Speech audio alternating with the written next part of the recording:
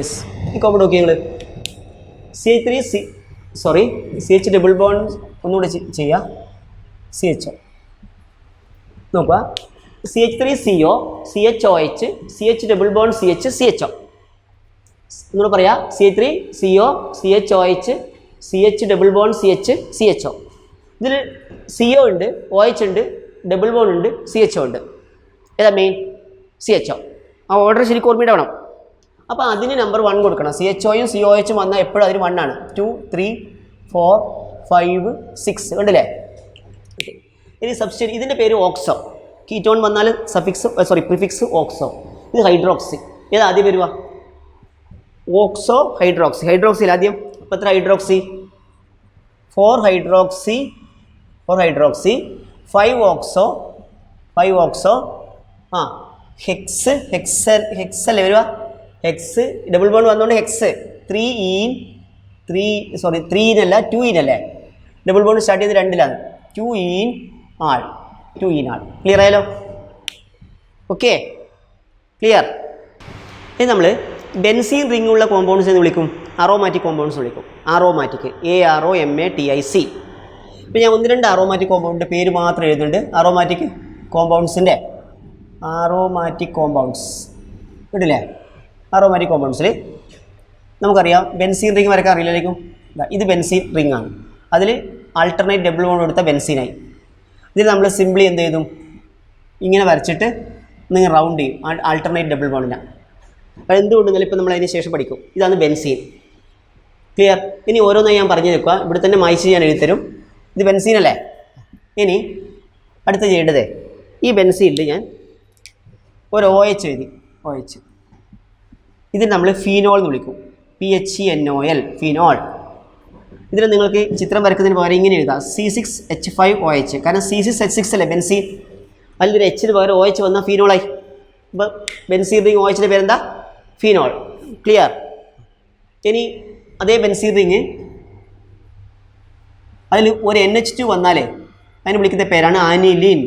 ANILIN ആനിലിൻ. Okay. അതുപോലെ അതേ benzene റിംഗിൽ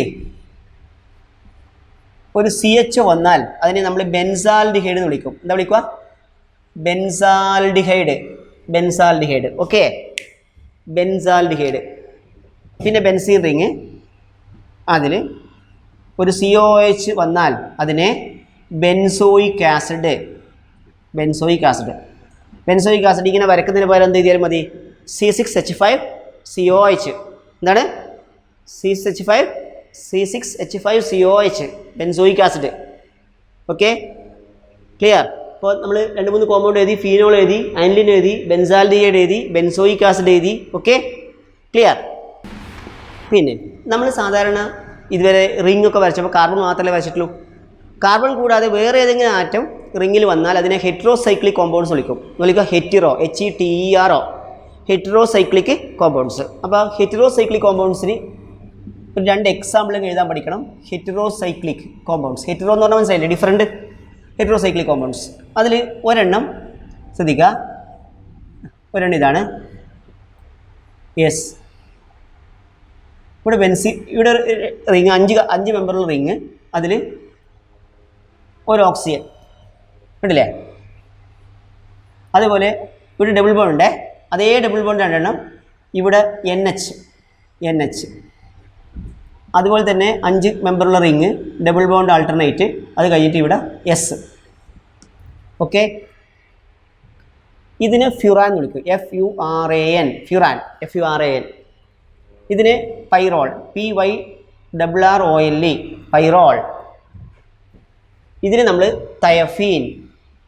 THIAPHENE തയഫീൻ എന്ന് വിളിക്കും. പഠിച്ചല്ലോ?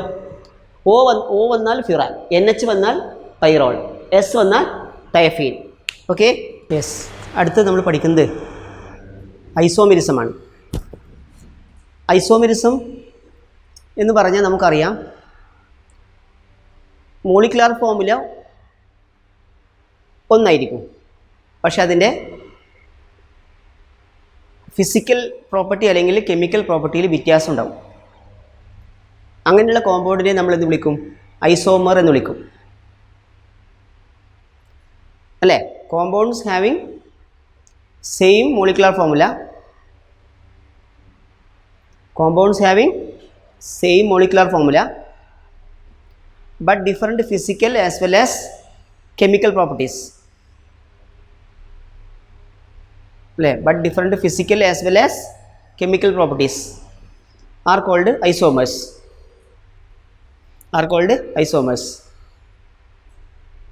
and the phenomenon is called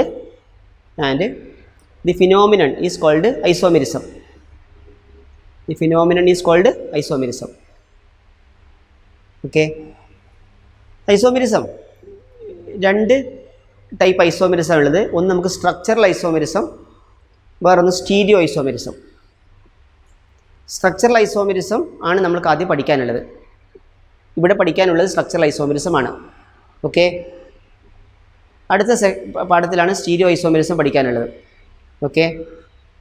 stereo isomerism തന്നെ രണ്ട് തരത്തിലുള്ളത്. സ്റ്റീരിയോ ഐസോമെറിസം, പിന്നെ ജിയോമെട്രിക്കൽ ഐസോമെറിസം ഇത് അടുത്ത ചാപ്റ്ററിൽ പഠിക്കാനുണ്ട്. പക്ഷേ ഒപ്റ്റിക്കൽ ഐസോമെറിസം സെക്കൻഡ് ഇയറിലത്തെ ടോപ്പിക്കിലാണ് പഠിക്കാനുള്ളത്. ഓക്കെ. യെസ്, നല്ല ശ്രദ്ധിക്കുക. ആദ്യം സ്ട്രക്ചറൽ ഐസോമെറിസം പറയാൻ വേണ്ടി പോകുന്നത്. സ്ട്രക്ചറൽ ഐസോമെറിസം ഞാൻ സ്ട്രക്ചറൽ ഐസോമെറിസം എന്താണെന്ന് പറയുന്നതിനുമായിട്ട് സ്ട്രക്ചറൽ ഐസോമർ എഴുതാനുള്ള മെത്തേഡ് പഠിപ്പിച്ചിട്ട് പറയുന്നത് നല്ലത്. ഓക്കെ. അപ്പോൾ നമുക്ക് ഒരു കോമ്പൗണ്ടിൻ്റെ ഫോർമുല C4H10 ആണ്. നമുക്കെല്ലാവർക്കും അറിയാലോ. CnH2n +2 വന്നാൽ ആൽക്കെയിൻ, CnH2n വന്നാൽ അൽക്കീൻ അല്ലേ? ദെൻ CnH2n -2 വന്നാൽ അൽക്കൈൻ. ഇപ്പോൾ ഈ ലെവലിൽ അത്ര മാത്രമേ നമുക്ക് ആവശ്യമുള്ളൂ. കേട്ടില്ലേ? ഇപ്പോൾ C4H10 ഒരു ആൽക്കൈനാണ്. അപ്പോൾ എത്ര കാർബൺ ഉണ്ട്? 4 കാർബൺ. ആ 4 കാർബൺ ഇങ്ങനെ വരച്ചൂടെ? ഇനി നിങ്ങൾക്ക് ആ 4 കാർബണിന് 3 കുറച്ചിട്ട് ഒരു കാർബൺ ബാക്കി വെച്ചൂടെ? ആ ബാക്കി വരുന്ന കാർബൺ മിഡിലിൽ വരക്കാൻ പാടുള്ളൂ. എൻഡിൽ വരച്ചാൽ അത് തന്നെ കിട്ടും. കേട്ടോ? ഇവിടെ വരച്ചാൽ അത് തന്നെ കിട്ടും, നേരത്തെ വരച്ചാൽ തന്നെ കിട്ടും. അപ്പോൾ മിഡിൽ വരക്കുക. ഇനി നിങ്ങൾ H കൊടുത്താൽ ഫസ്റ്റിലത്തെ CH3, CH2, CH2, CH3, അടുത്തത് CH3, CH, CH3, CH3. ഒന്നാമത്തെ കോമ്പൗണ്ട് പേര് ബ്യൂട്ടെയിൻ. എന്താ പേര്? ബ്യൂട്ടെയിൻ. രണ്ടാമത്തെ കോമ്പൗണ്ട് പേരെന്താ? നമ്പർ ഇടാതെ തന്നെ അറിയില്ല നിങ്ങൾക്ക്. 2-methyl propane. ഇത് രണ്ടും സ്ട്രക്ചറൽ ഐസോമർ ആണ്. പക്ഷെ അതിന് സ്പെസിഫിക് പേരെടുത്ത് പറയും, ചെയിൻ ഐസോമർ എന്ന് വിളിക്കും. Chain isomer. അപ്പോൾ എന്താ ചെയിൻ ഐസോമർ? രണ്ട് കോമ്പൗണ്ട്, അതിലെന്ത്, അതിൻ്റെ കാർബൺ സ്കെൽട്ടൺ ഡിഫറെൻ്റ് ആയി. കിട്ടില്ലേ? Structural isomers which differ only in the nature of carbon chain. എഴുതി എല്ലാവരും. Structural isomers which differ only in the nature of carbon chain. Structural isomers which differ only in the nature of carbon chain are called chain isomers. chain isomers. Carbon chain എന്ന് പറഞ്ഞാൽ carbon skeleton. ഇതിൽ 4 carbon, ഇതിൽ 3 carbon ചെയിനാണ്. Clear ആയോ? അപ്പോൾ അങ്ങനെയാണെങ്കിൽ നമുക്കത് പറയാം, butane and 2-methyl propane are ഏത്? Chain isomers. ക്ലിയർ? ഇനി C5H12 ആണെങ്കിലോ? C5H12 ഇതാണെങ്കിൽ എത്ര കാർബൺ? 5 കാർബൺ. 5 കാർബൺ ആദ്യം വരക്കുക. പിന്നെ അതിനെ 4 ചെറുതാക്കുക. 4 ചെറുതാക്കി എത്ര കാർബൺ ബാക്കി വരും? 1. ഇനി കാർബൺ മിഡിലല്ലേ കൊടുക്കാൻ പാടുള്ളൂ. ഇങ്ങനെ ഇങ്ങോട്ട് നമ്പർ ചെയ്ത് നോക്കിയേ. 1, 2. ഇത് 2 അല്ലേ വരിക? പക്ഷേ ഇവിടെ കൊടുക്കുന്നെങ്കിലോ ഇങ്ങനെ ഇങ്ങോട്ട് നമ്പർ ചെയ്യുമ്പോൾ 1, 2 അല്ലേ? അപ്പോൾ ഒറ്റ ഓപ്ഷനേ ഉള്ളൂ അല്ലേ? ഒരു ഓപ്ഷനേ ഉള്ളൂ. അപ്പോൾ ഞാൻ ഈ കാർബൺ ഇവിടെ കൊടുക്കാം. Okay, clear? ഇനി വീണ്ടും കാർബൺ ചെയിൻ എത്ര റെഡ്യൂസ് ചെയ്യുക? വീണ്ടും കാർബൺ ചെയിൻ 3 റെഡ്യൂസ് ചെയ്യുക. ബാക്കി എത്ര കാർബൺ ഉണ്ട്? 2 കാർബണിന് നമുക്ക് 2 ഗ്രൂപ്പ് ഉണ്ട്. ഒന്ന് ഈതൈൽ, പിന്നെയോ മീതൈൽ. പക്ഷേ ഇവിടെ നമ്മൾ ഒരു കാർബൺ ഈതൈൽ കൊടുക്കുമ്പോൾ ഇങ്ങനെ ഇങ്ങോട്ട് നമ്പർ ചെയ്യുമ്പോൾ രണ്ടാമത്തെ, ഇങ്ങനെ ഇങ്ങോട്ട് രണ്ടാമതായി ഈതൈൽ വരില്ലല്ലോ. ഇല്ല, അതുകൊണ്ട് ഈതൈൽ കൊടുക്കാനുള്ള ഓപ്ഷൻ ഇല്ല. പിന്നെ നമ്മൾ എന്താ ചെയ്യുക? 2 കാർബൺ, ഇവിടെ 2 വാലൻസി ബാക്കിയില്ലേ മിഡിൽ കാർബൺ, ഇപ്പോൾ 2 കാർബൺ കൊടുക്കുക. പഠിച്ചോ? ഇനി അടുത്ത ഓപ്ഷൻ ഇല്ല. വീണ്ടും 2 കുറച്ചാൽ നമുക്ക് കൊടുക്കാൻ കാർബൺ കൊടുക്കാൻ ഏത് മിഡിൽ കാർബൺ ഇല്ല. പഠിച്ചോ? ഇനി ഞാൻ കോമ്പൗണ്ടിൻ്റെ പേര് നിങ്ങൾക്ക് സ്വന്തമായി പറയാൻ പറ്റും. ഇത് പെൻറ്റെയിൻ, ഇത് 2-മീഥൈൽ ബ്യൂട്ടെയിൻ അല്ലേ, 2-മീഥൈൽ ബ്യൂട്ടെയിൻ, ഇത് 2,2-ഡൈമീഥൈൽ പ്രൊപ്പെയിൻ. ഓക്കെ, അപ്പോൾ പെൻറ്റെയിൻ. അപ്പോൾ ഏതൊക്കെയാണ്? ഇത് 3 ചെയിൻ ഐസോമേഴ്സ് ആണ് കേട്ടോ. 3 എന്ത് ഐസോമറാണ്? Chain isomers. ഏതൊക്കെ? പെൻറ്റെയിൻ, 2-മീഥൈൽ ബ്യൂട്ടെയിൻ, പിന്നെ 2,2-ഡൈമീഥൈൽ പ്രൊപ്പെയിൻ. അത് 3 എന്ത് ഐസോമറാണ്? ചെയിൻ ഐസോമേഴ്സ് ആണ്. ക്ലിയർ? ഇനി C6H14 ആണെങ്കിലോ? C6H14 നോക്കെല്ലാവരും. C6H14 എത്ര കാർബൺ ഉണ്ട്? 6 കാർബൺ. 1 2 3 4 5 6 6 കാർബൺ ആയില്ലേ? ഓക്കെ, ഇനി എത്രയായി കുറക്കുക? 5. 5ആയി കുറച്ച് എത്ര കാർബൺ ബാക്കിയുണ്ട്? 2. അത് ഇവിടെ കൊടുത്താൽ 2 അല്ലേ? ഇങ്ങനെ ഇങ്ങോട്ട് ഇടത്തുനിന്ന് വലത്തോട്ട് ഇവിടെ കൊടുത്താൽ 2 അല്ലേ? അപ്പോൾ ഇവിടെയും ഒരേപോലെയാണ്. അപ്പോൾ 1 കൊടുത്താൽ. പക്ഷേ ഇവിടെ കൊടുത്താൽ ഈ 2 ഭാഗത്തു നിന്ന് തുടങ്ങുന്നത് 3ാമത്തെ കാർബൺ അല്ലേ? Okay, clear? അപ്പോൾ 2 ഓപ്ഷൻ ഉണ്ട്. അപ്പോൾ ഞാൻ 2 വരച്ച് കാണിച്ചു തരാം. ഇവിടെ കൊടുത്താൽ കോമ്പൗണ്ട് മാറും, ശരിയല്ലേ? അതേപോലെ തന്നെ അതേ സ്കെൽട്ടൺ ഈ ടൈപ്പ് നേരത്തെ ഉണ്ടായിട്ടില്ല അല്ലേ? ഈ ടൈപ്പ് നേരത്തെ ഉണ്ടായിരുന്നോ? ഇല്ല. അപ്പോൾ എന്ത് ചെയ്യും? ഇതേ 5 കാർബൺ വരച്ച് 5 ഇവിടെ ഒരു കാർബൺ കൊടുക്കുക. എത്രാമത്തെ കാർബണിൽ? 3ാമത്തെ കാർബണിൽ. ക്ലിയർ? ഇനി നിങ്ങൾ അടുത്ത ഓപ്ഷൻ എന്താ ചെയ്യേണ്ടത്? 4ആയി കുറക്കുക. എത്രയായി കുറക്കുക? 4. 4ആയി കുറച്ച് കഴിഞ്ഞാൽ ഞാനിവിടെ വരക്കാം. 4ആയി കുറക്കുന്നത്. ഓക്കെ, 1 2 3 4. 4ആയി കുറച്ച് കഴിഞ്ഞാൽ എത്ര കാർബൺ ബാക്കിയുണ്ട്? 2. ഈതേലിന് പോസിബിലിറ്റി ഉണ്ടോ? ഇല്ല. ഇവിടെ ഈതേൽ കൊടുക്കുമ്പോൾ 2ാമതായി വരും, ഇവിടെ ഈതേൽ കൊടുക്കുമ്പോൾ എത്രാമതായി വരും? 2ാമതായി വരും. അപ്പോൾ നമുക്ക് 2 മീഥൈലായി കൊടുക്കാനല്ലേ ഓപ്ഷനേ ഉള്ളൂ. ഇപ്പോൾ 2 കാർബൺ. അത് നമുക്ക് എന്ത് ചെയ്യാം? എങ്ങനെ കൊടുക്കാം? ഇവിടെ 2 കൊടുത്തൂടെ? ഇവിടെ 2 കൊടുക്കാം. ഇവിടെ 2 കൊടുക്കുന്നത് തുല്യമാണ് ഇവിടെ 2 കൊടുക്കുന്നത്. എന്തുകൊണ്ട്? ഇങ്ങോട്ട് നമ്പർ ചെയ്യുമ്പോൾ 2ാമത്തെ 2 ആയില്ലേ? പക്ഷേ ഇങ്ങോട്ട് നമ്പർ ചെയ്യുമ്പോൾ ഇവിടെയാണ് കൊടുത്തെങ്കിൽ 2ാമത്തെ 2 ആവൂലേ? അപ്പോൾ 2 1 ഇനി നമ്മൾ എന്ത് ചെയ്യുക? അതേ കാർബൺ ചെയിൻ വരക്കുക. വീണ്ടും പോസിബിലിറ്റി ഉണ്ടോ ചെക്ക് ചെയ്യുക. ഓക്കെ, ആ 2ലും വ്യത്യസ്തമായിട്ട് ഓരോന്ന് കൊടുത്തൂടെ? ഇവിടെ ഒരെണ്ണം കൊടുക്കുക, ഇവിടെ ഒരെണ്ണം കൊടുക്കുക. കണ്ടില്ലേ? അതും പോസിബിലിറ്റി ഉണ്ട്. ഇനി നിങ്ങൾ 3ആയി കുറച്ച് കഴിഞ്ഞാൽ ഒരു കാർബണേ മിഡിൽ ഉണ്ടാവും. ഒരു കാർബൺ മാത്രം മിഡിലാണെങ്കിൽ 2 വാലൻസിയേ ബാക്കിയുള്ളൂ. 2 വാലൻസിയിൽ 3 കാർബൺ കൊടുക്കാൻ പറ്റില്ല. അപ്പോൾ കോമ്പൗണ്ട് കംപ്ലീറ്റ് ആയി. ക്ലിയർ? പേര് നിങ്ങൾക്ക് തന്നെ സ്വന്തമായി പെട്ടെന്ന് പറയാം. Hexane, two methyl pentane, three methyl pentane, two two dimethyl butane, two three dimethyl butane. Okay, two three dimethyl butane. Clear? ഇപ്പോൾ ശ്രദ്ധിക്കുക, ആൽക്കെയിൻസിലുള്ള ഏക സ്ട്രക്ചറൽ ഐസോമെറിസം ഏത് ഐസോമെറിസമാണ്? ചെയിൻ ഐസോമെറിസമാണ്. ഓക്കെ, ഇനി അടുത്തത് ശ്രദ്ധിക്കുക. ഈ ഒരു കോമ്പൗണ്ട് ഫോമുല ഇവിടെ നോക്കുക. C4H8, C4H8. അതുപോലെ വേറൊന്ന് C4H6. ഓക്കെ, അതുപോലെ വേറൊന്ന് C3H7OH, C3H7OH, C3H8O. ഞാൻ നിങ്ങൾക്ക് അടുത്ത ഒരു ഇത് പിടിക്കാൻ വേണ്ടി പറയുന്നതാണ്. Okay, C3H8O. അപ്പോൾ നിങ്ങൾ ചെയ്യേണ്ടത് ആദ്യം നിങ്ങൾ നോക്കുക. C4H8 എന്ന് പറഞ്ഞാൽ ആൽക്കൈൻ്റെ ഫോമിലാണ്, അതായത് ആൽക്കീൻ്റെ. C4H6 alkyne. പിന്നെ C3H8O ഉണ്ടോ? അത് ഞാൻ നിങ്ങൾക്ക് ഒരു ഐഡിയ പറഞ്ഞുതരാം. C3H8O എന്ന് പറഞ്ഞാൽ CnH2n+2O അല്ലേ? CnH2n+2O അല്ലെങ്കിൽ CnH2n+2O അല്ലേ? അതെ, CnH2n+2O. ഓക്കെ, അല്ലെങ്കിൽ CnH2n+1OH ആൽക്കഹോൾ. കേട്ടോ? അതേ CnH2n+2O വന്നാൽ ആൽക്കഹോൾസും ഈതർ ഞാൻ നേരത്തെ പറയാൻ വിട്ടുപോയതാണ്. ഈതർ എന്ന് പറഞ്ഞാൽ ഒരു ഓക്സിജൻ, അത് അത്യാവശ്യമാണ്. അതിന് 2 ഭാഗത്തും ഓരോ വര.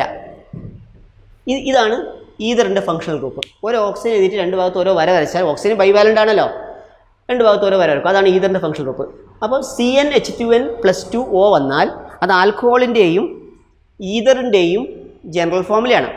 ആൽക്കഹോളിൻ്റെയും ഈതറിൻ്റെയും ജനറൽ ഫോമുല. അത് ഹൈ ലെവലിൽ എടുക്കുമ്പോൾ ഹൈ ലെവലിൽ നമ്മൾ കൂടുതൽ ഡീറ്റെയിലായി പഠിക്കും കേട്ടോ. ആൽക്കഹോളിൻ്റെ ഈതറിൻ്റെയും ജനറൽ ഫോമുലയാണ്. ഓക്കെ, ഇനി ചെയ്യേണ്ടത് നോക്കെല്ലാവരും. C4H8 അല്ലേ? C4H8 ആകുമ്പോൾ നമുക്കറിയാം എത്ര കാർബൺ ഉണ്ട്? 4 കാർബൺ. ആ 4 കാർബൺ വരച്ചതിന് ശേഷം ഡബിൾ ബോണ്ട് എന്തായാലും കൊടുക്കണ്ടേ? ഡബിൾ ബോണ്ട് കൊടുക്കുക. പക്ഷേ അതേ സമയത്ത് അതേ 4 കാർബൺ വരച്ചിട്ട് ആ ഡബിൾ ബോണ്ട് എനിക്ക് വേണമെങ്കിൽ ഇങ്ങോട്ട് മാറ്റാം. ഇങ്ങോട്ട് മാറ്റിക്കൂടെ? ഇപ്പോൾ കോമ്പൗണ്ട് പേര് മാറൂലേ? പേര് മാറും. H നിങ്ങൾ കൊടുക്കണേ, കൊടുക്കാൻ അറിയാലോ. ഇതിൽ ഞാൻ കൊടുത്ത് കാണിച്ചു തരാം. C3 CH2 CH2 ഇതിൽ CH3 CH അല്ലേ? ഇനി നിങ്ങൾക്ക് ഒരു ഓപ്ഷൻ ഉണ്ടോ എന്ന് ചെക്ക് ചെയ്യേണ്ടത് ഇങ്ങനെയാണ്. എങ്ങനെ? 4 കാർബൺ എത്രയായി കുറക്കുക? 3 കാർബണായി കുറക്കുക. 3 കാർബണായി കുറച്ചാൽ നിർബന്ധമായും ഡബിൾ ബോണ്ട് കൊടുക്കണ്ടേ? കാരണം ആൽക്കീനല്ലേ. ഇനി എത്ര കാർബൺ ബാക്കിയുണ്ട്? 1. ആ 1 മിഡിലല്ലേ കൊടുക്കാൻ പറ്റൂ? മിഡിൽ കാർബൺ ഇപ്പോൾ എത്ര വാലൻസി ഉണ്ട്? 3. ഇനി എത്ര ഒന്നും കൂടെ ആവാം. അപ്പോൾ C കൊടുക്കാം. പക്ഷേ ആ ഡബിൾ ബോണ്ട് ഇപ്പുറത്തേക്ക് മാറ്റിയിട്ട് കാര്യമില്ല. കാരണം അന്നേരം ഇപ്പുറത്ത് വരുമ്പോൾ ഒന്നാമതായി വരും. ഇതിപ്പോൾ ഇവിടെ ഒന്നാമതായി വന്നില്ലേ? ഇനി ഇവിടെ കൊടുത്താൽ ഇവിടെ ഒന്നാമതായി വരും. ക്ലിയർ?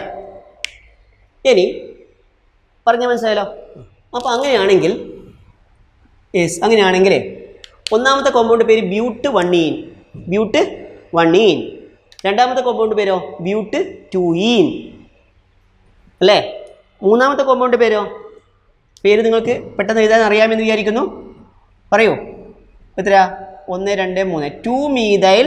പറയൂ. 2-methyl prop-1-ene വേണ്ട, പ്രൊപ്പീൻ മതി. കാരണം prop-2-ene ഇല്ല കേട്ടോ. 2-methyl propene. അപ്പോൾ ബ്യൂട്ട്-1-ene ബ്യൂട്ട്-2-ene കാർബണിൻ്റെ ചെയിനിൽ വ്യത്യാസമുണ്ടോ? ഇല്ല. പക്ഷേ ഡബിൾ ബോണ്ടിൻ്റെ പൊസിഷൻ മാറിയില്ലേ? അങ്ങനെയാണെങ്കിൽ അതിനെ പൊസിഷൻ ഐസോമർ എന്ന് പറയും. Position isomers. അങ്ങനെയാണെങ്കിൽ എന്താ പൊസിഷൻ ഐസോമർ എന്ന് പറഞ്ഞാൽ? Structural isomers which differ only in the position of functional group. ഞാൻ ഈ ഫങ്ഷണൽ ഗ്രൂപ്പ് പറയുന്നത് ശ്രദ്ധിക്കുക. ഡബിൾ ബോണ്ട് മാറാം, ട്രിപ്പിൾ ബോണ്ട് മാറാം, OH ഗ്രൂപ്പിൻ്റെ പൊസിഷൻ മാറാം. ആൽക്കഹോളിൽ പൊസിഷൻ ഐസോമേഴ്സ് ഉണ്ട് കേട്ടില്ലേ? പിന്നെ അതുപോലെ അമീൻസിലെ NH2 അതിൽ പൊസിഷൻ ഐസോമേഴ്സ് ഉണ്ട്. ഓക്കെ. അതുപോലെ ഹാലജൻ കോമ്പൗണ്ട്സിലെ ക്ലോറിൻ, ഇപ്പോൾ 1 chloro-propane 2 chloro-propane പൊസിഷൻ മാറിയില്ലേ? അതൊക്കെ പൊസിഷൻ ഐസോമറാണ്. പഠിച്ചോ? ഓക്കെ. പ്രധാനമായിട്ടും ആൽക്കീൻസിലും ആൽക്കൈൻസിലും ആൽക്കഹോൾസിലും ഹാലജൻ കോമ്പൗണ്ട്സിലും ഇതിലാണ് പൊസിഷൻ ഐസോമേഴ്സ് ഉള്ളത്. ഇപ്പോൾ നിങ്ങൾക്ക് ഇപ്പോഴത്തെ ലെവലിൽ ചിന്തിക്കുമ്പോൾ ക്ലിയർ ആയോ? അപ്പോൾ ചോദിച്ചേ, structural isomers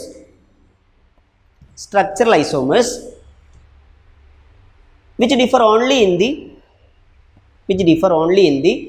position of functional group. Structural isomers which differ only in the position of functional group are called position isomers. ഇനി എഴുതിക്കോ. Position isomerism is observed in alkenes,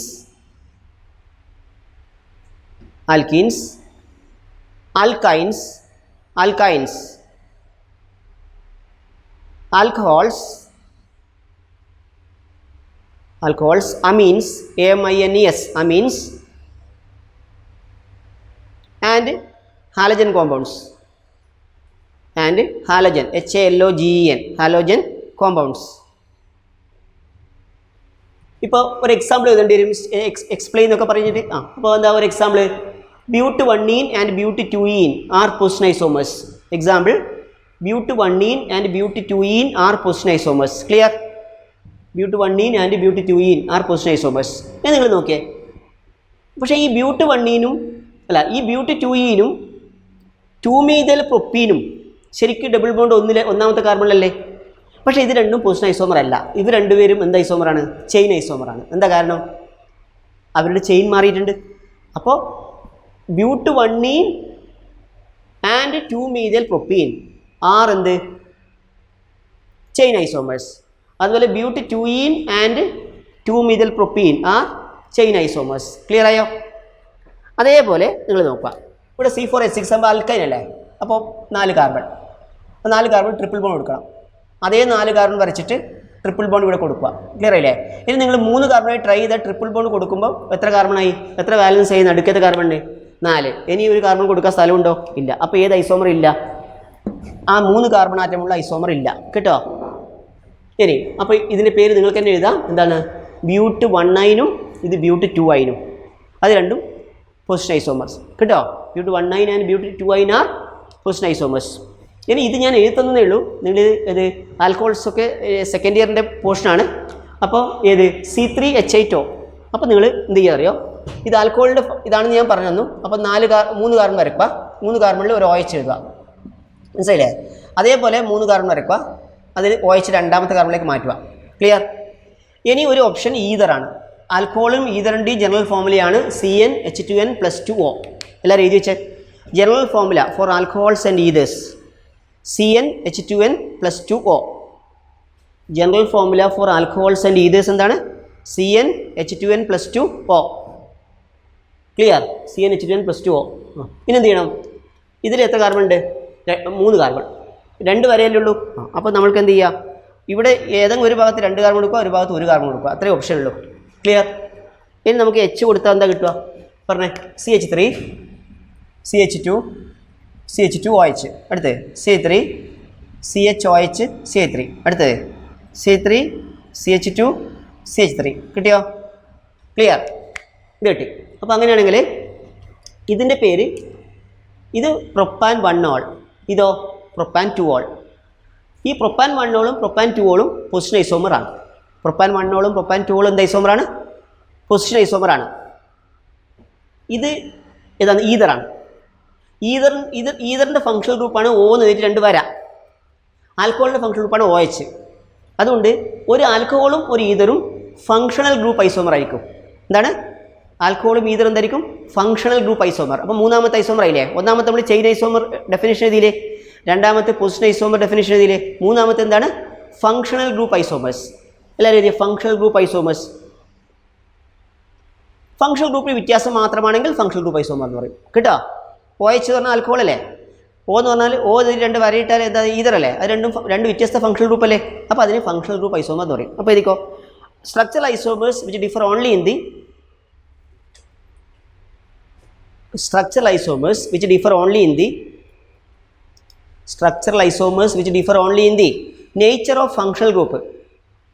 Structural isomers which differ only in the nature of functional groups are called functional group isomers. Are called functional group isomers. അല്ലേ? ഇതിപ്പം propane 1 അല്ലേ?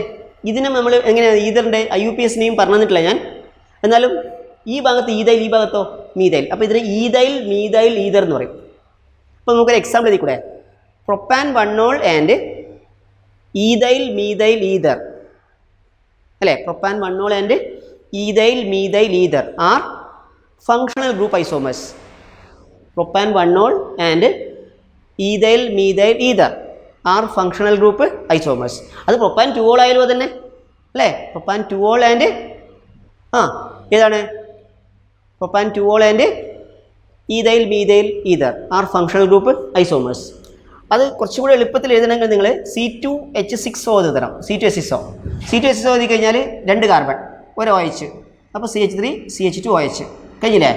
അതേപോലെ ഒരു oxygen 2 വര, 2 carbon. അപ്പോൾ ഇത് നമുക്കറിയില്ലേ? Dimethyl ether. ഇത് എത്തനോൾ. അപ്പോൾ എത്തനോൾ ആൻഡ് ഈതൈൽ ആൽക്കഹോൾ അല്ലെങ്കിൽ ethanol and dimethyl ether are എന്ത്? Functional group isomers. കേട്ടില്ലേ? ഇത് നമ്മൾ സെക്കൻഡ് ഇയറിലെ പോർഷനിൽ അത് കൂടുതലായി പഠിക്കുക. കേട്ടില്ലേ? കുറച്ചുകൂടെ ലെവൽ കൂടുതലായിട്ട് പഠിക്കും. Okay?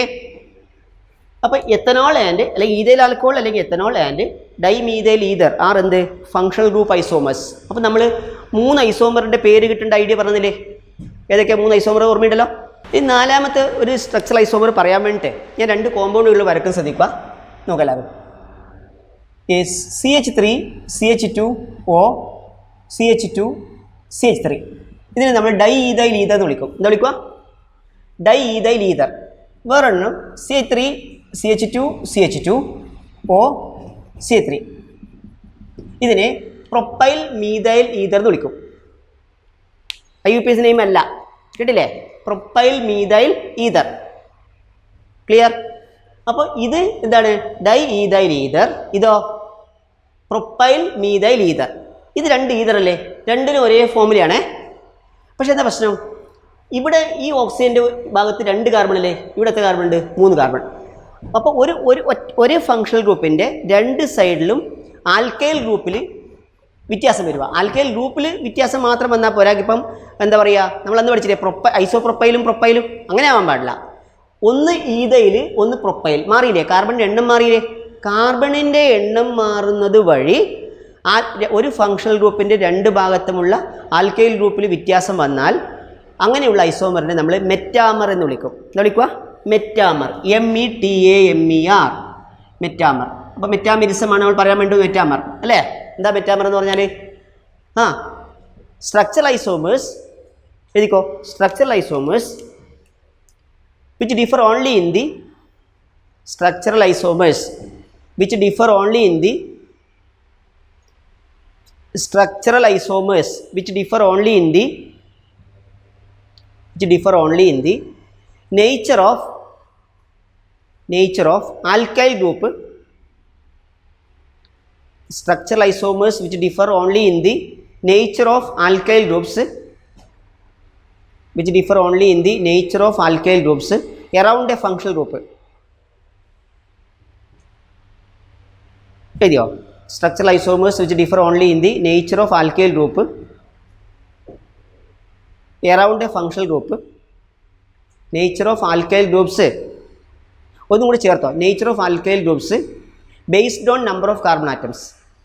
Nature of alkyl groups based on number of carbon atoms. Based on number of carbon atoms are called metamers.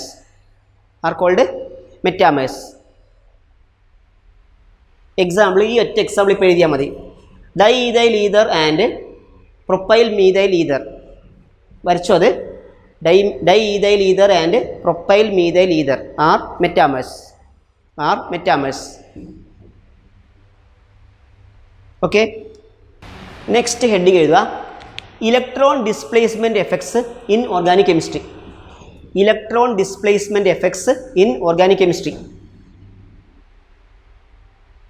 അതില്ലേ താരതമ്യേന ഏത് കുറച്ച് ബുദ്ധിമുട്ടുള്ള ഏരിയയാണിത്. ഓക്കെ, പക്ഷെ നമുക്ക് വളരെ കുറഞ്ഞ ലെവലിൽ മാത്രമേ ഇപ്പോൾ ഞാൻ ഡിസ്കസ് ചെയ്യുന്നുള്ളൂ. കുറച്ച് ഹൈ ലെവലിൽ ഉള്ള ക്ലാസ്സുകളിൽ അതിനെ കൂടുതലായി പറഞ്ഞു തരും. കിട്ടില്ലോ? ഓക്കെ, അപ്പോൾ electron displacement effects in organic chemistry 4 effect നമുക്ക് പഠിക്കാനുള്ളത്. ഇൻഡക്റ്റീവ് ഇഫക്റ്റ്, റെസണൻസ് എഫക്റ്റ്, റെസണൻസിൻ്റെ വേറൊരു പേര് മീസോമറിക് എഫക്റ്റ്, ഞാൻ എഴുതിത്തരാം. റെസണൻസ് അല്ലെങ്കിൽ മീസോമറിക് എഫക്റ്റ്, പിന്നെ ഹൈപ്പർ കോൺജുഗേറ്റീവ് എഫക്റ്റ്, പിന്നെ ഇലക്ട്രോമെറിക് എഫക്റ്റ്. 4 എഫക്റ്റാണ് പഠിക്കാനുള്ളത്. ആദ്യം നിങ്ങൾ ഇൻഡക്റ്റീവ് ഇഫക്റ്റ് എഴുതുക. INDUCTIVE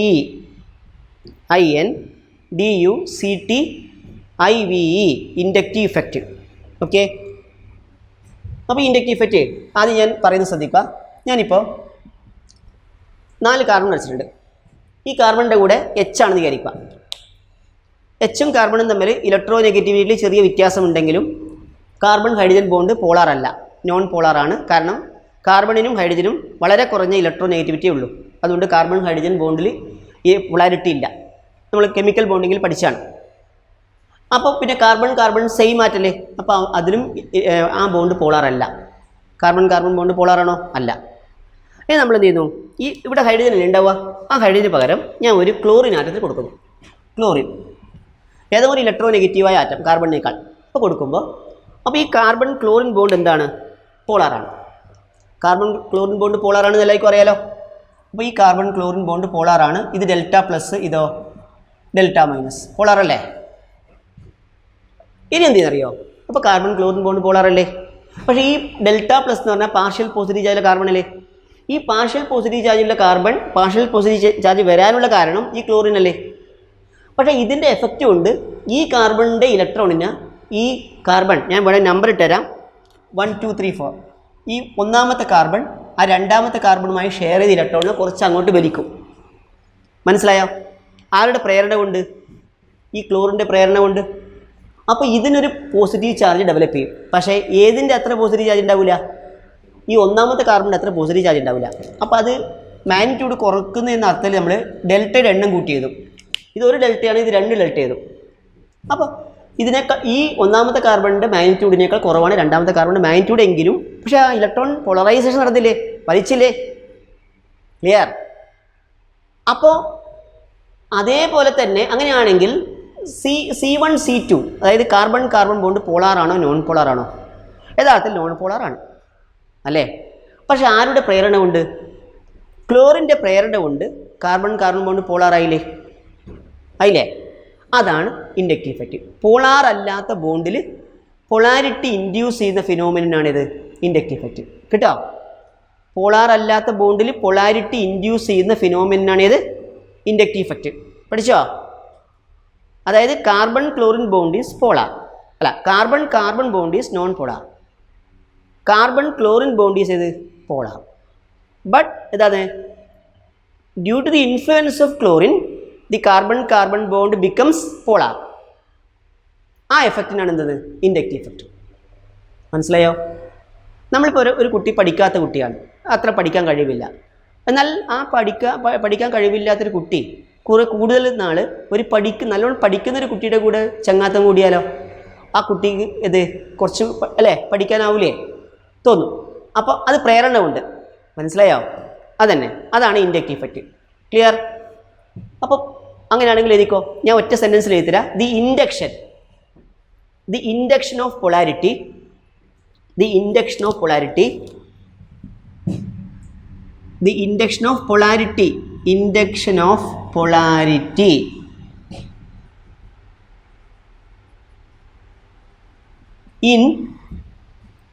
in an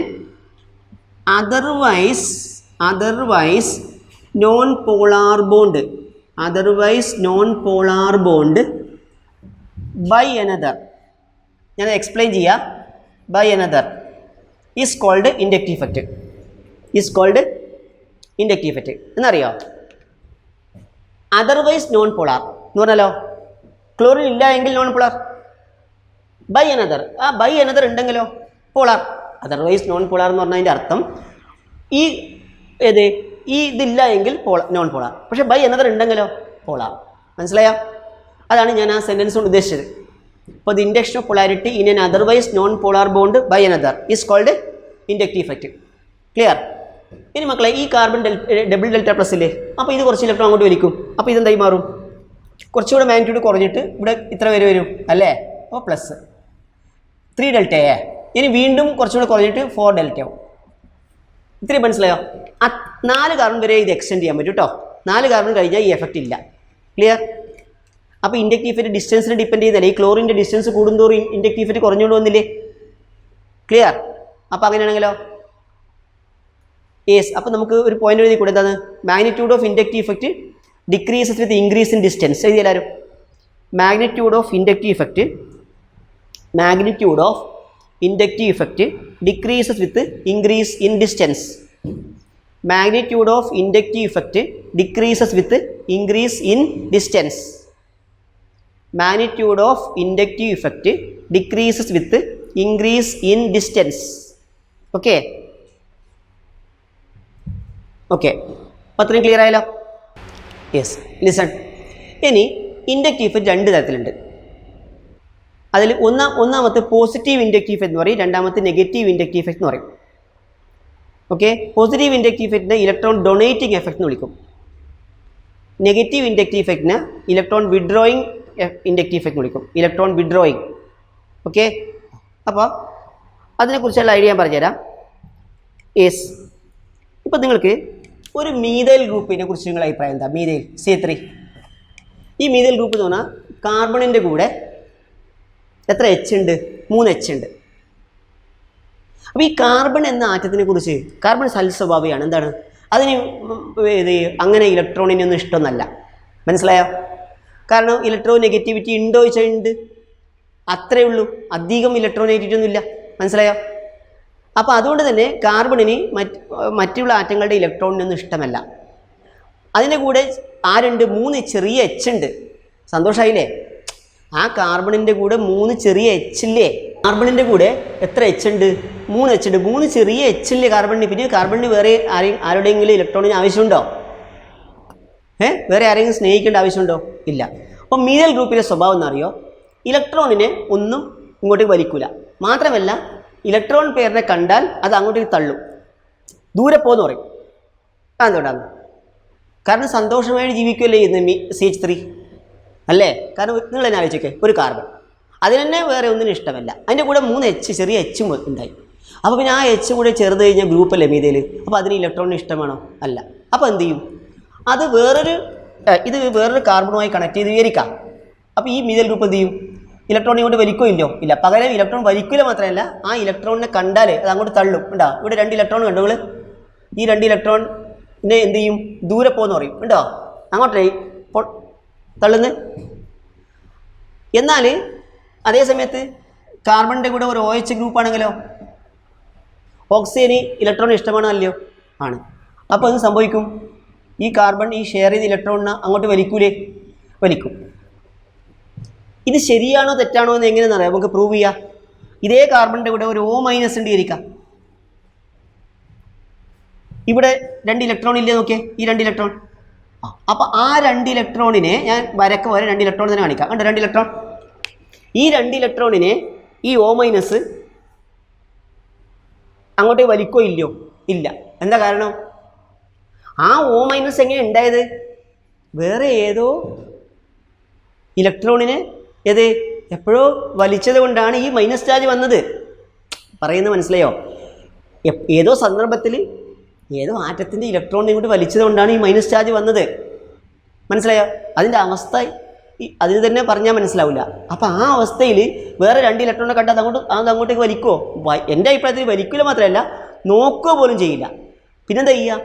നേരെ തിരിച്ച് ദൂരെ പോകുന്നു പറയും. ഏത്? ആ മീതൽ ഗ്രൂപ്പ് പറയുന്നതിനേക്കാൾ വേഗത്തിൽ പറയും ഇങ്ങോട്ടേ പോയിക്കോന്നു. മനസ്സിലായോ? അപ്പം ഞാൻ ചോദിക്കട്ടെ, ഈ OH ഇലക്ട്രോൺ അങ്ങോട്ട് വലിക്കുന്നില്ലേ? ആ വലിക്കുന്നത് ശരിയാണോ തെറ്റാണോ? തെറ്റാണെന്ന് മനസ്സിലായില്ലേ? എങ്ങനെ ഇവിടെ മനസ്സിലായി തെറ്റാണെന്ന്? അങ്ങനെ വലിച്ചത് കൊണ്ടല്ലേ ഇത് മൈനസ് ചാർജ് വന്നത്. അതാ മൈനസ് ചാർജ് ഒന്നും വരുന്നു വിചാരിച്ചിട്ടുണ്ടാവില്ല ഇലക്ട്രോൺ വലിക്കുമ്പോൾ. അങ്ങനെ എല്ലാം ചെയ്യുക അല്ലേ? അപ്പോൾ അതാണ് സംഭവം. പഠിച്ചോ? അപ്പോൾ ഈ ചെയ്തത് തെറ്റാണെന്നുള്ളത് ഉറപ്പല്ലേ O- സംബന്ധിച്ച് നോക്കുമ്പോൾ? അപ്പോൾ പക്ഷേ OH എന്ത് ചെയ്യും? അത് ഇലക്ട്രോൺ അങ്ങോട്ട് വലിക്കും, അതിൻ്റെ സ്വഭാവമാണ്. അപ്പോൾ ഇലക്ട്രോൺ അങ്ങോട്ട് വലിച്ച് ആ ഗ്രൂപ്പിൻ്റെ ഭാഗത്തേക്കാണ് സിഗ്മ ഇലക്ട്രോണിൻ്റെ ഡിസ്പ്ലേസ്മെൻറ്റ് നടന്നതെങ്കിൽ അതിനെ നമ്മൾ നെഗറ്റീവ് ആണെന്ന് പറയും. കാരണം ചെയ്യാൻ പാടില്ല. എന്തുകൊണ്ട് ചെയ്യാൻ പാടില്ല മനസ്സിലായി? ഈ എക്സാമ്പിളിൽ മനസ്സിലായിട്ടുണ്ടാവും. ക്ലിയർ ആയില്ലേ? അപ്പോൾ സിഗ്മ ഇലക്ട്രോൺ ആ ഗ്രൂപ്പിൻ്റെ ഭാഗത്തേക്കാണ് പോകുന്നതെങ്കിൽ ഏത്? Negative inductive effect. Sigma electron ആ ഗ്രൂപ്പിൻ്റെ ഭാഗത്തേക്കല്ല, എന്താണ് ഗ്രൂപ്പിൽ നിന്ന് അകലേക്കാണ് പോകുന്നതെങ്കിൽ, എവേ ഫ്രം ദാറ്റ് ഗ്രൂപ്പ് ആണെങ്കിലോ അതിന് നമ്മൾ പോസിറ്റീവ് ഇൻഡക്റ്റീവ് ഇഫക്റ്റ് എന്ന് വിളിക്കും. ശരി. മീതൽ ഗ്രൂപ്പ് എന്ന് മാത്രമല്ല, എല്ലാ ആൽക്കൈൽ ഗ്രൂപ്പിനും മീതയിലായാലും മീതയിൽ വ്യത്യാസം. മീതലാകുമ്പോൾ ഒരു സിയും 3 H-ഉം, ഇതിലാകുമ്പോൾ 2 C ഉണ്ട്, 3 H, ഒരു കാർബൺ ഉണ്ട്, മറ്റേ കാർബൺ 2 H ഉണ്ട്. സന്തോഷമായില്ലേ? അപ്പോൾ മീതൽ ഗ്രൂപ്പ് ഈതൽ ഗ്രൂപ്പ് അതൊക്കെ എന്താണ്? ഇലക്ട്രോണിനെ അങ്ങോട്ട് തള്ളും. അപ്പോൾ പോസിറ്റീവ് ഇൻഡക്റ്റീവ് ഇഫക്റ്റ് ആണ്. അത് തോന്നിയ ദിവസം കാട്ടൂല അല്ലേ? ക്ലിയർ ആയോ? അപ്പോൾ അങ്ങനെയാണെങ്കിൽ നമുക്ക് എന്ത് എഴുതാം? പറയും, എഴുതിക്കോ നോട്ടിൽ. Types of inductive effect. Types of inductive effect. Types of inductive effect. അതിലൊന്ന് പോസിറ്റീവ് ഇൻഡക്റ്റീവ് ഇഫക്റ്റ്. ഒന്ന് പോസിറ്റീവ് ഇൻഡക്റ്റീവ് ഇഫക്റ്റ്, ബ്രാക്കറ്റിൽ +I, plus capital letter I, +I or electron donating effect. +I or electron donating, DONATING, electron donating effect. എഴുതിയല്ലോ? എന്നിട്ട് എഴുതുക എന്താണ്? If the displacement of sigma electrons, if the displacement of sigma electrons, if the displacement of sigma electrons takes place, if the displacement of sigma electrons takes place away from the group, it is called positive inductive effect. It is called positive inductive effect. എഴുതിയില്ലേ? ഇനി മക്കളെ, positive inductive ഇഫക്റ്റിലെ ഗ്രൂപ്പുകൾ നിങ്ങളിപ്പം ഏത് ഈ ലെവലിൽ alkyl ഗ്രൂപ്പുകൾക്ക്, alkyl group അറിയാലോ, മീതേൽ, ethyl, propyl, അതിനൊക്കെ positive inductive effect ആണ്. മീതേലിനേക്കാൾ പോസിറ്റീവ് ഇൻഡക്റ്റീവ് ഇഫക്റ്റ് ഈതേലുണ്ടാവും. എന്താ കാരണം? ഈതേലാകുമ്പോൾ 2 കാർബൺ 3 ഹൈഡ്രജൻ, ഒരു കാർബണിൽ, മറ്റേ കാർബണിൽ 2 H, അങ്ങനെ സന്തോഷമായി ജീവിക്കുന്നതാണിത്. മീഥൈലിനേക്കാൾ. അപ്പോൾ ഒരിക്കലും ഇലക്ട്രോണിനെ ആഗ്രഹിക്കില്ല കേട്ടോ. അപ്പോൾ കാർബണിൻ്റെ എണ്ണം കൂടുന്തോറും പോസിറ്റീവ് ഇൻഡക്റ്റീവ് ഇഫക്റ്റ് കൂടും. പഠിച്ചോ? അപ്പോൾ ആ നോട്ടിൽ ഈ പോയിന്റ് കൂടെ എഴുതിക്കോ.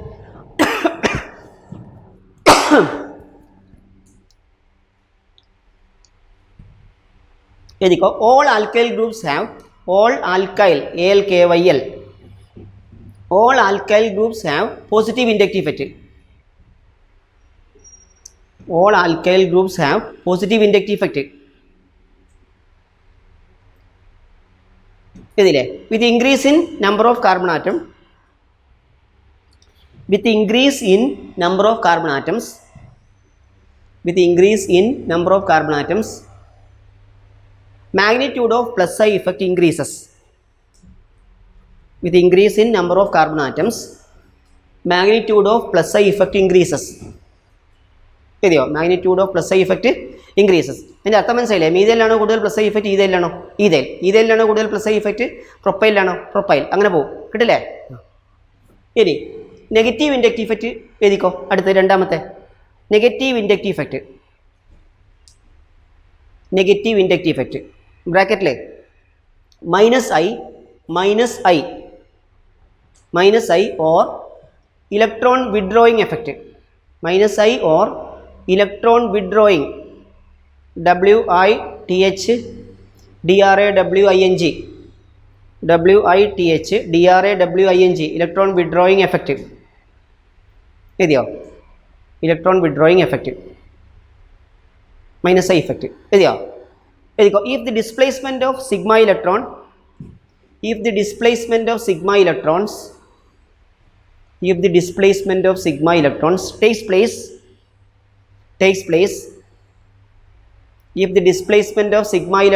takes place towards the group എഴുതിയോ? towards the group, it is called minus I effect. അപ്പോൾ ഈ മൈനസ് ഐ ഇഫക്റ്റിൻ്റെ ഐഡിയ ഒന്ന് പറയുമ്പോൾ ശ്രദ്ധിക്കുക. NO2 എന്ന് പറഞ്ഞിട്ട് കിട്ടുന്നുണ്ടോ? NO2 അത് N ഡബിൾ ബോണ്ടോ കോർഡിനേറ്റ് ബോണ്ടോ ആണ്. അത് കുറച്ചും കൂടെ വ്യക്തമായി എഴുതി കഴിഞ്ഞാൽ N ഡബിൾ ബോണ്ടോ ഞാൻ കെമിക്കൽ ബോണ്ടിങ്ങിൽ പഠിപ്പിച്ചിട്ടുണ്ട് O- ആണ്. നിങ്ങൾ കണ്ടോ ഈ പ്ലസ് ചാർജുള്ള നൈട്രജൻ? ഒരു സാധാരണ നൈട്രജൻ എന്ന ആറ്റം ഇലക്ട്രോണിനെ അട്രാക്ട് ചെയ്യും. പക്ഷേ അതിനേക്കാൾ കൂടുതൽ അട്രാക്ട് ചെയ്യാൻ തോന്നും അതിന് പ്ലസ് ചാർജ് വന്നാൽ, അല്ലേ? ഈ പ്ലസ് ചാർജുള്ള നൈട്രജൻ ഈ 2 ഇലക്ട്രോണിനെ കണ്ടാൽ നോക്കുകയോ ഇല്ലയോ? നോക്കുന്നു മാത്രമല്ല വളരെ സ്ട്രോങ് ആയിട്ട് വലിക്കും. അപ്പോൾ ചെയ്യുന്നത് തെറ്റാണോ ശരിയാണോ? തെറ്റാണ്. എന്തുകൊണ്ട്? ഈ പ്ലസ് ചാർജുള്ള നൈട്രജന് തൊട്ടടുത്ത് മൈനസ് ചാർജുള്ള ഓക്സിജൻ ഇല്ലേ? അപ്പോൾ ഈ പ്ലസ്സിന് ഈ മൈനസ് ആയി കൂട്ടായില്ലേ? പിന്നെ ഈ പ്ലസ് ചാർജുള്ള നൈട്രജൻ ഇപ്പുറത്തെ ഈ 2 ഇലക്ട്രോണെ കണ്ടാൽ നോക്കാൻ പാടുണ്ടോ? പക്ഷേ നോക്കും. അതിൻ്റെ സ്വഭാവമാണ്, അതിൻ്റെ വീക്ക്നെസ്സാണ്. മനസ്സിലായോ? ആരെ കാണാതെ? ഈ O- കാണാതെ ഈ N+ ഈ 2 ഇലക്ട്രോൺ അങ്ങോട്ട് വലിക്കും, വളരെ സ്ട്രോങ് ആയി വലിക്കും. അതുകൊണ്ട് തന്നെ നമ്മൾ ഓർഗാനിക് കെമിസ്ട്രിയിൽ ഏത് ഫങ്ഷണൽ ഗ്രൂപ്പുകളിൽ വെച്ച് ഏറ്റവും കൂടുതൽ മൈനസ് ഐ ഇഫക്റ്റുള്ള ഗ്രൂപ്പാണ് ഏത്? NO2. കേട്ടോ? മൈനസ് ഐ ഇഫക്റ്റ് കൂടുതലുള്ള ഗ്രൂപ്പാണ് NO2. ക്ലിയർ? അതുപോലെ തന്നെ ഇതാ നോക്ക്, സയനൈഡ് എന്ന് പറഞ്ഞാൽ C ട്രിപ്പിൾ ബോണ്ട് N ആണ്. ഇത് ഡെൽറ്റ പ്ലസ്, ഇതോ ഡെൽറ്റ മൈനസ്. ഡെൽറ്റ പ്ലസ് ഉള്ള കാർബൺ ഇവിടെ 2 ഇലക്ട്രോണെ കണ്ടാൽ നോക്കുകയോ ഇല്ലയോ? നോക്കുന്നത് മാത്രമല്ല അങ്ങോട്ട് വലിക്കും. കേട്ടോ? ക്ലിയർ ആയോ? അപ്പോൾ സയനൈഡിന് വളരെ കൂടുതൽ ഏത് എഫക്റ്റ് ഉണ്ട്? മൈനസ് ഐ ഇഫക്റ്റ് ഉണ്ട്. അതുപോലെ മൾട്ടിപ്പിൾ ബോണ്ടിലെ എല്ലാ ഗ്രൂപ്പിനും ഇപ്പോൾ C double bond O H aldehyde, C double bond O ketone, C double bond O OH ഉണ്ടോ? ഇതിനൊക്കെ ഏത് എഫക്റ്റാണ്? കാരണം എല്ലാറ്റിലും ഡെൽറ്റ പ്ലസ് ഉണ്ട്. കേട്ടില്ലേ? ഡെൽറ്റ പ്ലസ് ഉള്ള കാർബൺ ആ 2 ഇലക്ട്രോൺ അങ്ങോട്ട് വലിക്കും. അപ്പോൾ മൾട്ടിപ്പിൾ ബോണ്ട് ഉണ്ടെങ്കിൽ നോ ഡൗട്ട് അതിന് എന്തുണ്ടാവും? മൈനസ് ഐ ഇഫക്റ്റ് ഉണ്ടാവും. അതുപോലെ NO2 വളരെ സ്ട്രോങ് ആയ മൈനസ് ഐ ഇഫക്റ്റ് ഉണ്ട്. കിട്ടാതെ ഇതിനെ ഓർഡർ ആക്കുന്നതൊക്കെ നമ്മൾ അടുത്ത ലെവലിൽ മതി. കേട്ടോ? അപ്പോൾ ആവശ്യമില്ല. ക്ലിയർ? അപ്പോൾ പിന്നെ അതുപോലെ ഹാലജൻ എല്ലാ ഫ്ലൂറിൻ, ക്ലോറിൻ, ബ്രോമിൻ, അയോഡിൻ എല്ലാറ്റിനും എന്ത് എഫക്റ്റാണ്? മൈനസ് ഐ ഇഫക്റ്റാണ്. ഓക്കെ?